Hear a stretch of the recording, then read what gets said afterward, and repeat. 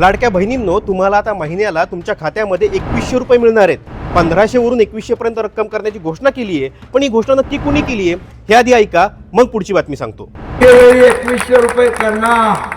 आणि माझ्या लाडक्या बहिणींना मी भाषणात तेव्हा बोललोय, लखपती झालेला आम्हाला बघायचं आहे, लखपती. आणि तो दिवस पण दूर राहणार नाही.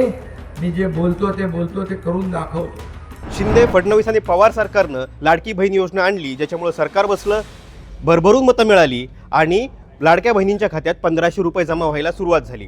पण गेल्या काही काळामध्ये लाडक्या बहीण योजनेमध्ये जे अर्ज आहेत त्या अर्जांची छाननी सुरू झाली. त्याच्यामध्ये अनेक लाडके भाऊ निघाले, त्यांना बाहेर काढण्यात आलं. त्याच्यामध्ये अनेक अशा महिला निघाल्या ज्यांचं उत्पन्न जास्त आहे, त्यांना बाहेर काढण्यात आलं. आणि आता तर गेल्या काही काळापासून महिलांच्या खात्यामध्ये 1500 रुपये सुद्धा जमा झालेले नाही आहेत. मात्र आता जिल्हा परिषदेच्या निवडणुका आहेत. त्या जिल्हा परिषदांच्या निवडणुकांच्या पार्श्वभूमीवर एकनाथ शिंदे हे बोलत होते आणि त्यांनी ही घोषणा केली.